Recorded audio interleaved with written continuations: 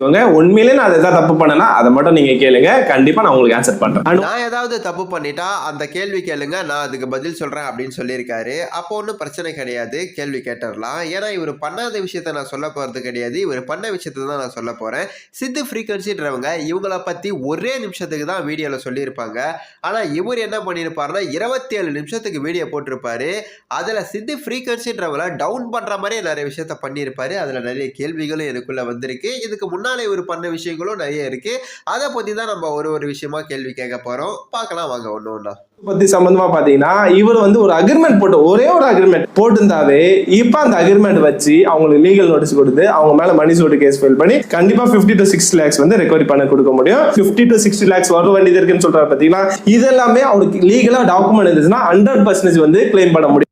இப்ப பாத்தீங்களா, இந்த ஒரு நிமிஷத்துக்கு தான் சித்து ஃப்ரீக்வன்சின்றவங்க அந்த 1 மணி நேரத்துக்கு மேல அந்த வீடியோ இருக்கும். அது எல்லாமே சுதர்சனை எக்ஸ்போஸ் பண்றதுக்கு தான். இவரை கெட்டவரா எந்த இடத்தையும் காட்டியே இருக்க மாட்டாங்க.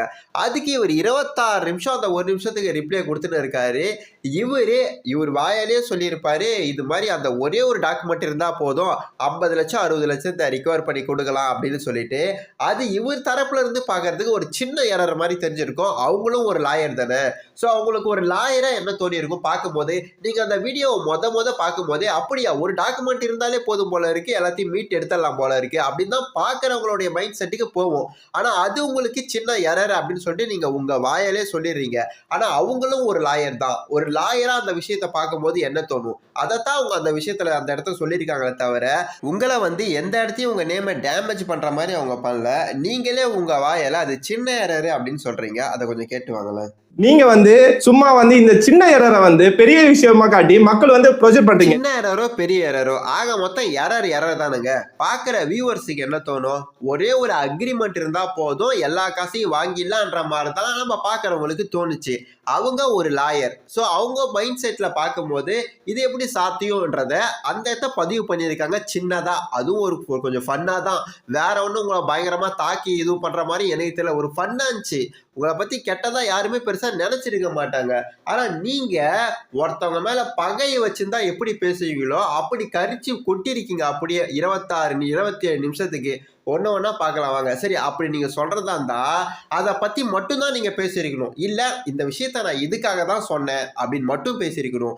அதை விட்டுட்டு இல்லாததையும் பொல்லாததையும் அவங்கள டவுன் பண்றதுக்காக என்னென்னவோ சொல்றீங்க. அது எல்லாத்தையும் ஒன்னா பார்த்துட்டு வரலாம் வாங்க. நீங்க எப்போ வீடியோ போடுறீங்க, எல்லா விஷயம் தெரிஞ்சதால வீடியோ போடுறீங்க. என்கிட்ட அந்த டைம்ல இருக்க அவைலபிள் டேட்டா வச்சு தான் நான் வீடியோ போட முடியும். எல்லாருனாலையும் அதை தான் போட முடியும். உங்க வீடியோல நான் R&D பண்ண ரிசர்ச் பண்ண சொல்றீங்களே, அப்ப R&D பண்ணீங்கன்னா ஆக்சுவல் கண்டென்ட் விட்டுட்டு ஸ்லிப் ஆகிற கண்டென்ட் தான் நீங்க R&D பண்ணி மக்களுக்கு காட்டுவீங்களா?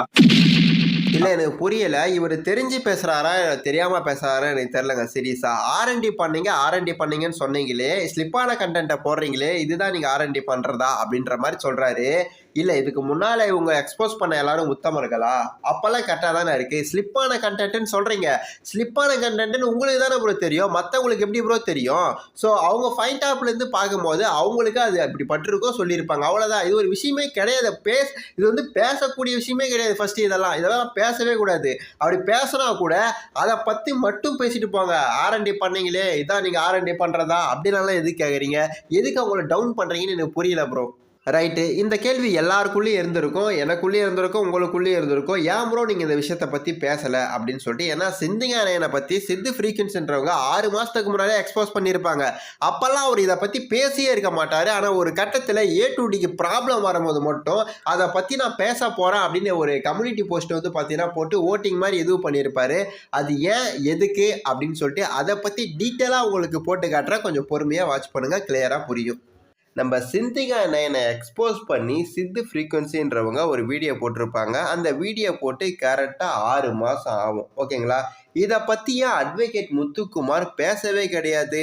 ஏன் பேச கிடையாது, எதுக்கு பேச கிடையாது அப்படின்னு எனக்கு சுத்தமாக தெரியாது. பட்டு பேச ஆரம்பிப்பாங்க. எதுக்குன்னு கேட்டிங்கன்னா ஒரு விஷயத்தை மறைக்க. இந்த போஸ்ட்டை பார்த்தீங்கன்னா உங்களுக்கு தெரியும், சிந்திகா 9 YouTube channel cheating the people அப்படின்னு கேள்விக்குறி போட்டு yes no other options comment below அப்படின்னு பார்த்தீங்கன்னா சொல்லியிருப்பாரு.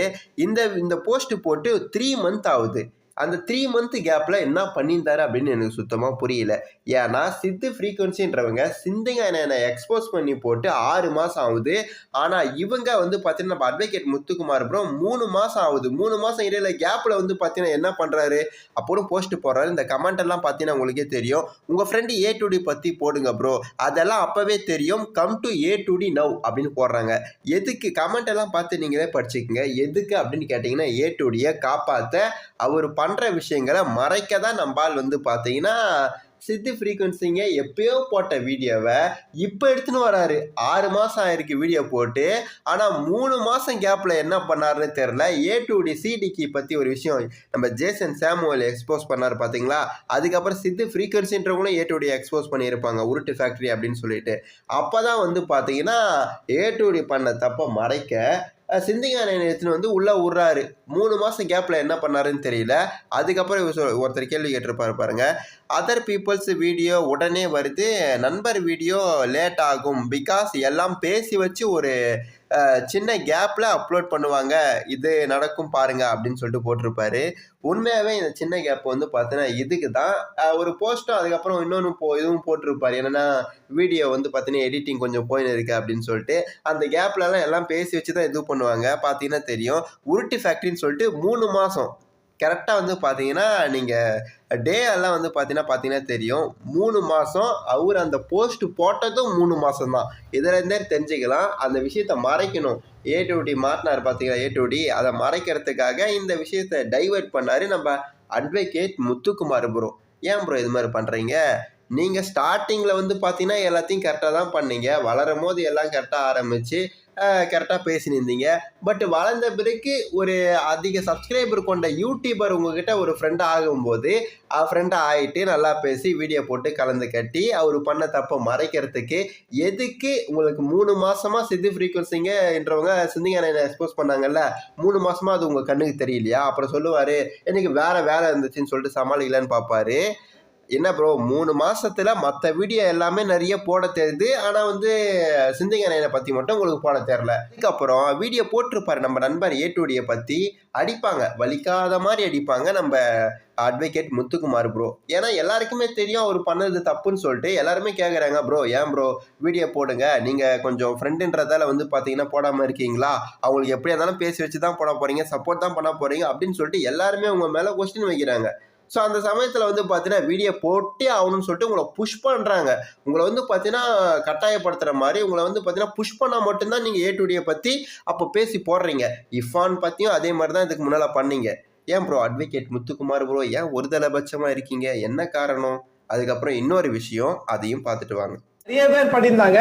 இவங்க இதெல்லாம் பண்ணும்போது நம்ம வீடியோ போட்டு மக்களை காப்பாற்றும் போது அங்கிருந்து ஒரு வாய்ஸ், அமலா சாஜியும் ஒரு விக்டிம் தான். திரும்பி பார்த்தா கமிஷனர் சிரிக்கிறானி வெக்கமா இல்ல? ஏன் ப்ரோ முத்துக்குமார் ப்ரோ விஷயத்த சொல்றீங்க ஓகே, ஏன் பேக்ரவுண்டு மியூசிக் எல்லாம் ஃபன்னா இருக்கணும்? ஏன் அந்த இடத்த அப்படி குளிங்க அவர் சிரிக்கிறாரு, நீங்களும் லைட்டா சிரிக்கிறீங்க? அவர் ஒரு போலீஸ் ஆபீசர், நீங்க டீசெண்டா சொல்லணும். அப்படியே அவர் தப்புன்னு தெரிஞ்சா கூட உங்களுக்கு என்ன சொல்லணும்னா அவர் தெரியாம பண்ணிட்டு இருக்காரு, அவருக்கு முழுசா விவரம் தெரியாம சப்போர்ட் பண்றாருன்னு இன்டைரக்டா சொல்லணும். இது மாதிரி ஓப்பனா சிரிச்சு கிண்டல் பண்ணக்கூடாது. அந்த சில பேர்லாம் பாத்தீங்கன்னா நீ கமிஷனரே கலாய்க்கிற, கமிஷனர் அமலா சாஜி சப்போர்ட் பண்ணாலும் கமிஷனர் கலாய்க்கிறன்னு கேட்கும்போது எப்படி உங்களுக்கு நந்தா ப்ரோ வந்து உங்களுக்கு வந்து டைலர் அக்கா வந்து சப்போர்ட் பண்ற மாதிரி பேசும்போது உங்களுக்கு கோவம் வந்துச்சு? அதே மாதிரி தான் எனக்கு கமிஷனர் வந்து அமலா சாஜி வந்து விக்டிம் சொல்லும் போது எனக்கு கோவம் வந்துச்சு. ஏன் ப்ரோ அட்வொகேட் முத்துக்குமார் ப்ரோ கோவம் வந்தா சிரிப்பெல்லாம் வருமா? சரி ஓகே விடுங்க. சரி அப்படி சிரிப்பு வந்தா உங்களோடய வச்சுக்குங்க, நீங்க சிரிச்சுட்டு அப்படியே விட்டுறணும். வீடியோவில் சிரித்து பப்ளிக்காக பேசும்போது அதை எல்லாருக்கும் தெரியப்படுத்தி அசிங்கப்படுத்தக்கூடாது. அப்படியே எங்களுக்கு கோவம் வந்தாலும் நாங்கள்லாம் சிரிக்கலை யாரும். அப்படியே சிரித்தாலும் அது யாருக்கு மற்றவங்களுக்கு வந்து பார்த்தீங்கன்னா யாரும் வீடியோவும் போடுறது கிடையாது, பார்க்குற வியூவர்ஸ் எல்லாம் வீடியோவும் போடுறது கிடையாது, சிரிச்சியும் காட்டி கொடுக்கறது கிடையாது. உங்களுக்கு சிரிப்பு வந்தால் அப்படியே சிரிச்சுட்டு அப்படியே போயிடுங்க. வீடியோவில் பேசும்போது கரெக்டாக டீசெண்டாக பேசுங்க. ஏன்னா நீங்கள் ஒரு லாயர் படித்தவர், அதுக்கேற்ற மாதிரி பேசுங்க. இல்லை இவர் சொல்லியிருப்பாரு எப்படி வந்து A to D ப்ரோ அவங்களுக்கு சப்போர்ட் பண்ணாரோ அப்போ உங்களுக்கு கோவம் வந்துச்சோ அதே மாதிரி தான் எனக்கும் கோவம் வந்துச்சு. ஏன் ப்ரோ கோவம் வந்தால் சிரிக்கிறேன்? சரி சிரிச்சுட்டு கூட போகிறோம், ஏதோ ஒரு கட்டத்தில் எதனா விட்டலாம். பேக்ரவுண்டில் எதுக்கு ஃபன்னி மியூசிக் போடுறீங்க? இப்போ நான் எதுக்கு இதை இந்த இடத்த மென்ஷன் பண்ணி சொல்கிறேன்னா இப்போ இதை பார்த்தீங்கன்னா உங்களுக்கு நல்லா புரியும். தப்பா போர்ட்ரேட் பண்ணி இந்த மாதிரி விஷயத்த பண்றது வந்து ரொம்ப ரொம்ப அன்ஃபேரா இருக்கு. ப்ரொஃபஷனலா அதான் ட்ரோல் வேற பண்றீங்க ஒரு ஸ்லிப்பான கண்டென்ட்டுக்கு. இப்போ இவர் சொன்னார் பாத்தீங்களா, ட்ரோல் வேற பண்றீங்க அப்படின்னு கேட்டாரு பாத்தீங்களா, அப்போ ஒரு போலீஸ் ஆபீசரை நீங்க பேக்ரவுண்ட்ல ஒரு ஃபன்னி மியூசிக் போட்டு சிரிச்சிங்களே, அப்ப அது பேர் என்ன அப்படின்னு சொல்லிட்டு கொஸ்டின் பண்ண தேவையில்லையா? சித்து ஃப்ரீக்வன்சின்றவங்க சிந்திங்கானேனை எக்ஸ்போஸ் பண்ணி 6 மாதம் ஆகுது. அதுக்கு ஒரு அவேர்னஸ் வீடியோ கிரியேட் பண்ணி போடலாமே அப்படின்னு சொல்லிட்டு ஏன் ஒரு பெரிய வீடியோ போடாமல் இருந்தீங்க? ஏ2டிக்கு ஒரு ப்ராப்ளம் வரும்போது அப்போ நீங்கள் 3 மாதம் கழிச்சு சிந்திங்கானேனை பற்றி போட போகிறேன் அப்படின்னு சொல்லிட்டு கம்யூனிட்டி போஸ்ட்டு போட்டிருந்தீங்க. அதையே நீங்கள் முன்னாலேயே போடல. வீடியோ ரொம்பவே பெருசாக போட்டிருந்தாரு, 27 நிமிஷம். இதில் எது ரொம்ப முக்கியமான விஷயமோ அதை பற்றி மட்டும் பார்க்கலாம்.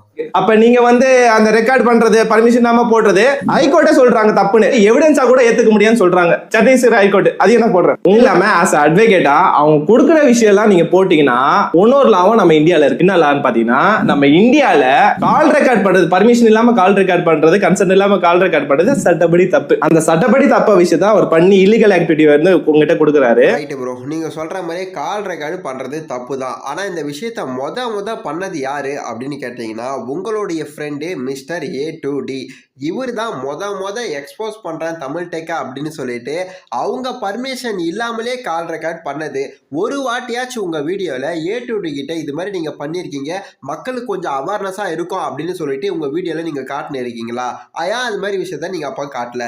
இப்ப ஏன் உங்களுக்கு ஏற்ற சமயம் வரும்போது ஒருத்தவங்களை அடிக்கணும்னு நினைக்கும் போது இப்ப இந்த விஷயத்தெல்லாம் எடுத்து சொல்றீங்க? அதுக்கு பதில் சொல்லுங்க ப்ரோ.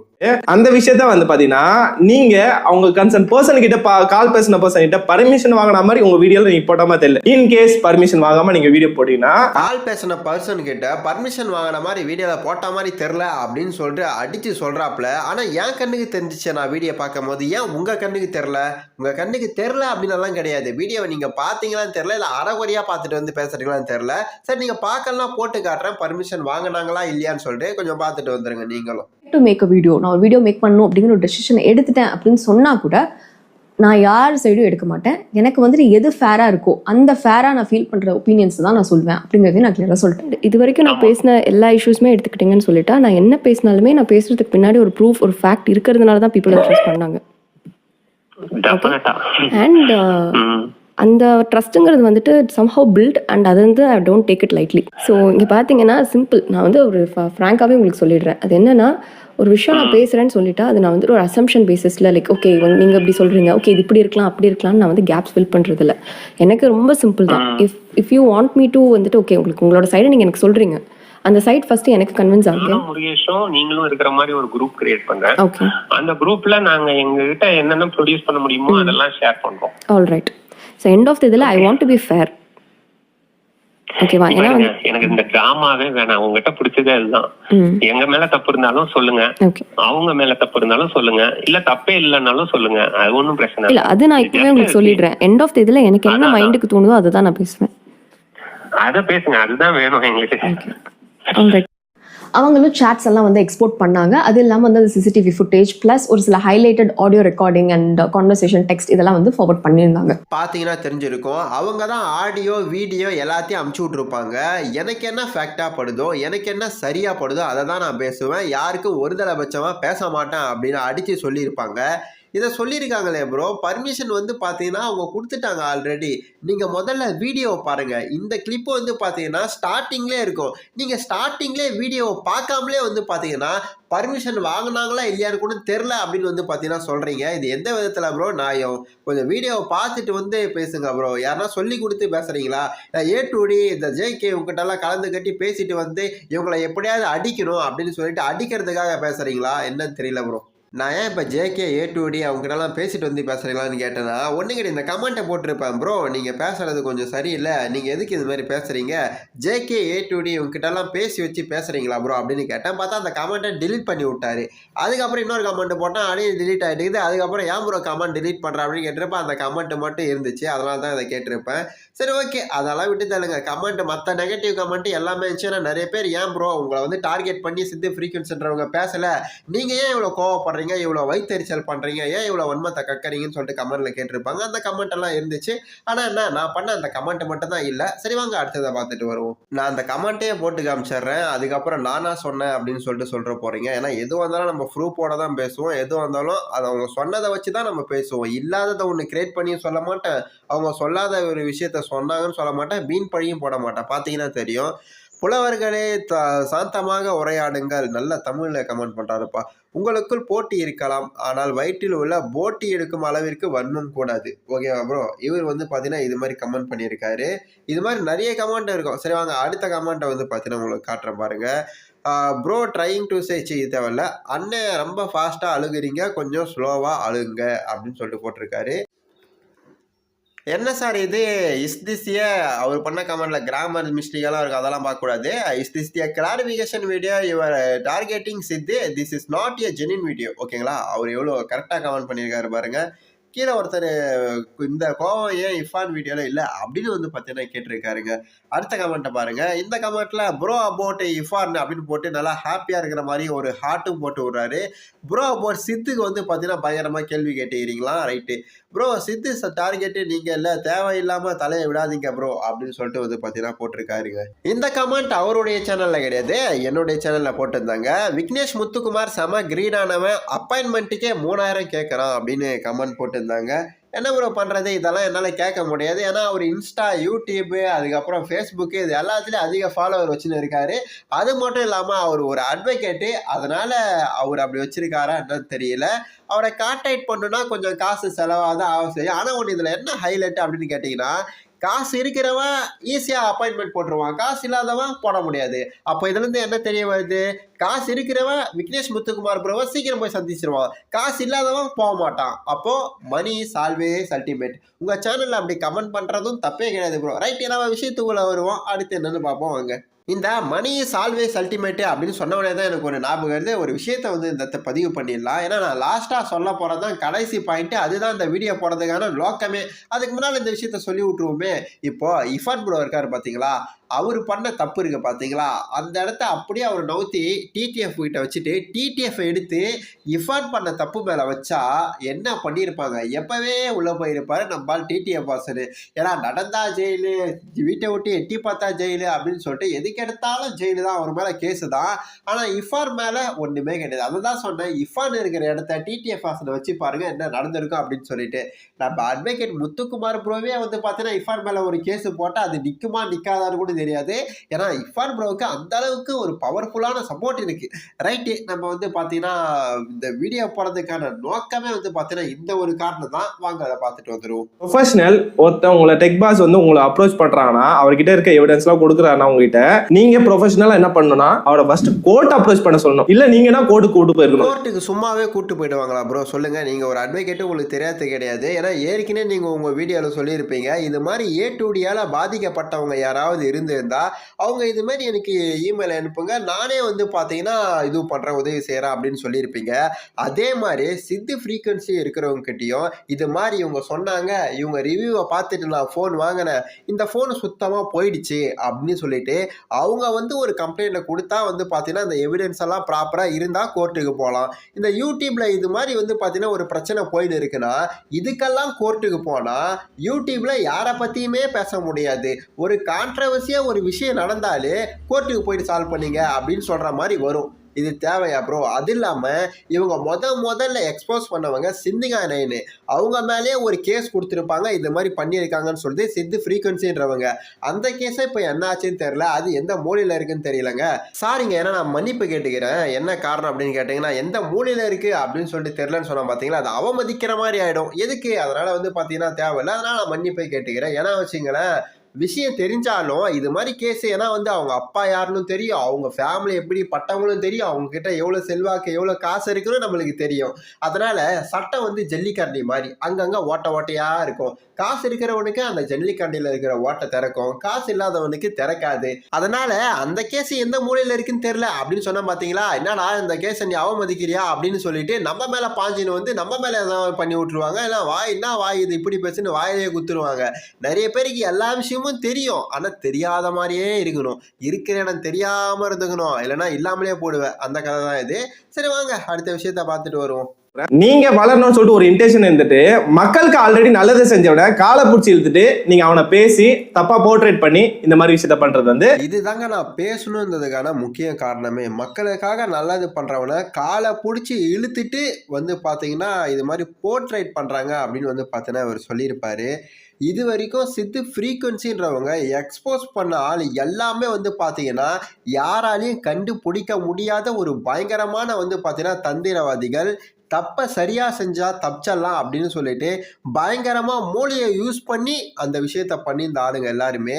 ஏன் நீங்களே கூட எடுத்துக்கோங்களேன், சுதர்சனுக்கு வந்து பார்த்தீங்கன்னா நீங்கள் சப்போர்ட் பண்ணி தான் பேசியிருப்பீங்க. ஆனால் அதை பற்றி உங்களை நான் குறை சொல்லவே கிடையாது. ஏன்னா அது ஒரு நம்மக்கிட்ட உதவி கேட்டு வராங்க, ஒரு மனிதாபிமானம் அடிப்படையில் நீங்கள் உதவி கேட்டு செஞ்சுருக்கீங்க, அவ்வளோதான். அது ஒரு பெரிய மிஸ்டேக்கெல்லாம் கிடையவே கிடையாது. அந்த இடத்த ஒருத்தரை வந்து பார்த்தீங்கன்னா நீங்கள் எதுக்காக சொல்லி வந்து பார்த்தீங்கன்னா உங்கள் சேனலில் சப்ஸ்கிரைப் பண்ணுங்க அப்படின்னு கேட்டிருந்தீங்கன்னா உதவி கேட்டு வராரு, கஷ்டத்தில் இருக்காரு, கஷ்டத்தில் இருக்கிற உதவி செய்யலாம் அப்படின்னு சொல்லிட்டு தான். நீங்கள் மட்டும் கிடையாது, முக்காவாசி ட்ரெண்டிங்காக இருக்கிற பெரிய பெரிய யூடியூபர் எல்லாருமே ஓரளவுக்கு சப்போர்ட் பண்ணியிருப்பாங்க. அவங்க சேனல்லையும் போயிட்டு கமெண்ட் பண்ணியிருப்பாங்க. ஓகேங்களா? இது வந்து ஏமாந்துருப்பாங்க. அப்படி எல்லார் மூஞ்சிலையும் கரியை பூசிட்டு எல்லார் தலையிலையும் மிளகா அரைச்சவங்களை, அதாவது போஸ்ட்மார்ட்டம் பண்ணி புதஞ்சு போன ஒரு விஷயத்த இவங்க தோண்டி அவங்க உண்மையான முகத்தை காட்டியிருக்காங்க. அப்படிப்பட்ட ஆள் தான் அப்படின்னு சொல்லிட்டு 3 பேரையுமே, சிந்துகாரனாக இருக்கட்டும், சுதர்சனாக இருக்கட்டும், மிஸ்டர் ஏ2டியாக இருக்கட்டும், 3 பேர் முகத்தையுமே பயங்கரமாக காமிச்சிருக்காங்க. அப்படிப்பட்டவங்க எப்படி உங்கள் காலை பிடிச்சி கீழே இழுத்துட்டு அவங்க உங்களை கெட்டவங்களாம் காட்டணுன்ற அவசியம் என்ன? ஓகேங்களா? இதை கொஞ்சம் யோசிச்சு பாருங்க. அவங்களும் நல்லது தான் செய்கிறாங்க, நீங்களும் நல்லது தான் செய்கிறீங்க. ஓகேங்களா? அதுக்குன்னு சொல்லிட்டு அவங்க ஒரு நிமிஷம் உங்களை பற்றி அந்த இடத்த சொல்லியிருக்காங்க. அது கூட நீங்கள் ஸ்லிப்பான விஷயம்னு சொல்லிட்டு சொல்கிறீங்க. ஆனால் அவங்களும் ஒரு லாயர் தான். பார்க்கும்போது என்ன தோணும் அதை தான் அவங்க பேசியிருக்காங்க. ஜஸ்ட் ஒரு மிஸ் அண்டர்ஸ்டாண்டிங் தான். ஓகேங்களா? அதுக்கு அந்த ஒரு நிமிஷம் உங்களை பற்றி பேசுறதுக்காக 27 நிமிஷம் வச்சு அடிக்க தேவையில்ல, எதையும் சொல்ல தேவையில்லை. ஓகேங்களா? நீங்களும் மக்களுக்காக நல்லதான் பண்ணுறீங்க, அவங்களும் தப்பு பண்ணுறவங்களும் எக்ஸ்போஸ் பண்ணி அவங்களும் ஒரு பக்கம் நல்லதான் பண்ணுகிறாங்க. சரிங்களா? இதில் எதுக்கு மாற்றி மாற்றி வந்து பார்த்தீங்கன்னா இது பண்ணி அதெல்லாம் என்ன கிடைக்க போகுது? ரைட்டுங்க, அவ்வளோதான் இந்த வீடியோ. பெருசாக வந்து பார்த்தீங்கன்னா எதுவும் சொல்லிக்கிற மாதிரி இல்லை. நம்மளும் வந்து பார்த்தீங்கன்னா அட்வொகேட் முத்துக்குமார் ப்ரோ நீங்களே சொல்லியிருக்கீங்க கேள்வி கேட்கலான்னு சொல்லிட்டு, அதே மாதிரி இந்த வீடியோவில் நிறைய கேள்விகளும் முன் வச்சுருப்பேன். ஸோ நீங்கள் வந்து பார்த்தீங்கன்னா இந்த காப்பி ஸ்ட்ரைக்கு தர மாட்டீங்கன்னு நினைக்கிறேன். ஏன்னா நான் வீடியோவே வந்து பார்த்தீங்கன்னா ஒரு வீடியோ பார்த்துட்டு கமெண்ட் பண்ணியிருப்பேன். அந்த கமெண்ட்டை டிலீட் பண்ணிட்டாரு. எனக்கு ஷாக்கிங் ஆகிடுச்சு, இவரால் கமெண்ட்டை டிலீட் பண்ணாருன்னு சொல்லிட்டு. ஏன்னா ஒரு வீடியோவில் அவரே சொல்லியிருப்பாரு, எனக்கு இது மாதிரி ப்ரொமோஷன் பண்ணியிருப்பாங்க, அதை பற்றி பேசுறதுக்காக யூடியூப் சேனலே போச்சு, இன்ஸ்டாகிராம் அக்கௌண்ட் பேன் பண்ணாங்க அப்படின்னு சொல்லிட்டு. அதுக்கு நான் அப்போ ஃபீல் பண்ணேன். ஏன்னா அப்போ வந்து பார்த்தீங்கன்னா இவர் எனக்கு ரொம்ப பிடிக்கும். அப்போ நான் ஃபீல் பண்ணேன், அப்படி இருக்கிறவர் எதுக்குடா ஒரு கமெண்ட் எல்லாம் டெலீட் பண்ண போகிறாரு அப்படின்னு நான் நினச்சேன்.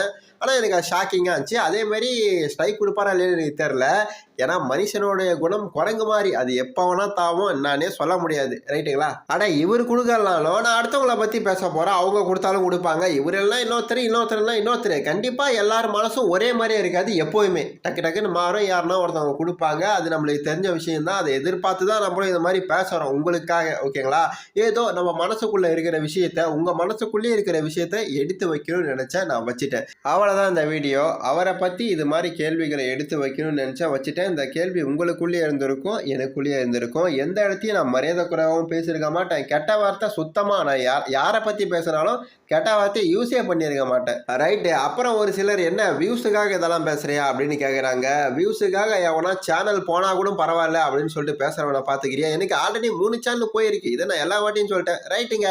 பல பேர் அப்படி சொல்கிறாங்க, என்னப்பா வியூஸுக்காக பேசுறியா பாடி சோடா அப்படின்னு சொல்லிட்டு. எப்பவுமே ஒன்று தெரிஞ்சுக்குங்க, ஒருத்தவங்க பேசுகிறாங்கன்னா அவங்க ஃபேஸை பார்த்து எடை போடக்கூடாது, அவங்க பேச்சை பார்த்து எடை போடணும். அதே மாதிரி சப்ஸ்கிரைபர் கவுண்டை பார்த்து எடை போடக்கூடாது, உள்ளே இருக்கிற சப்ஜெக்டை பார்க்கணும். என்ன சப்ஜெக்ட்டு, ஃபிசிக்ஸா கெமிஸ்ட்ரியாப்பா அப்படின்லாம் கேட்டுறாதீங்க. ரைட்டு, இந்த வீடியோவும் அவ்வளோதாங்க. அடுத்த வீடியோவில் பார்க்குறேங்க.